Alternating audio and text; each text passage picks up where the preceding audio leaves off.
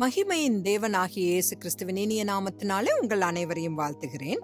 இன்று பரிசுத்த ஆவியின் வருகையை குறித்து நாம் தியானிக்கலாம். இயேசு ஞானஸ்நானம் பெற்றபோது பரிசுத்த ஆவியானவர் அவர் மீது இறங்கி வந்தார். பிதா அவரை மகிமைப்படுத்தினார். தண்ணீரில் இருந்த அதே தருணத்தில் இயேசு கிறிஸ்துவானார்.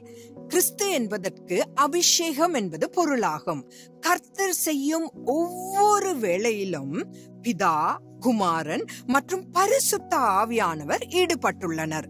ஆகையால் தேவனாகிய பிதாவும் குமாரனாகிய இயேசு கிறிஸ்துவும் பரிசுத்த ஆவியும் இணைந்து பாவத்திலிருந்தும் சாத்தானிடத்திலிருந்தும் நித்திய மரணத்திலிருந்தும் நம்மை ரட்சிக்க பணியாற்றுகின்றனர். பரிசுத்த ஆவியின் வருகையானது இயேசு கிறிஸ்துவின் வாழ்க்கையை முற்றிலும் மாற்றியது.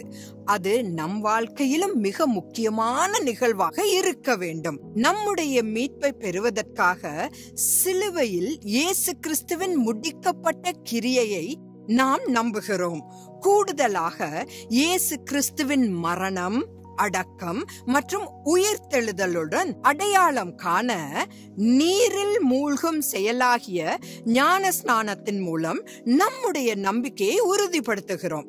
இயேசு கிறிஸ்துவை விசுவாசிப்பதன் மூலமாக மட்டுமே நம் வாழ்க்கையை தலைகீழாக மாற்றும் பரிசுத்த ஆவியானவரை நாம் பெற்றுக்கொள்ள முடியும்.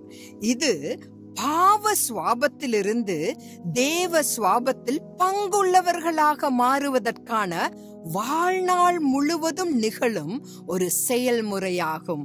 ஆகவே அந்த பரிசுத்த ஆவியானவருக்கு நாம் இடம் கொடுப்போமாக. தேவ சித்தமாயின் நாளை சந்திக்கலாம். ஆமேன்.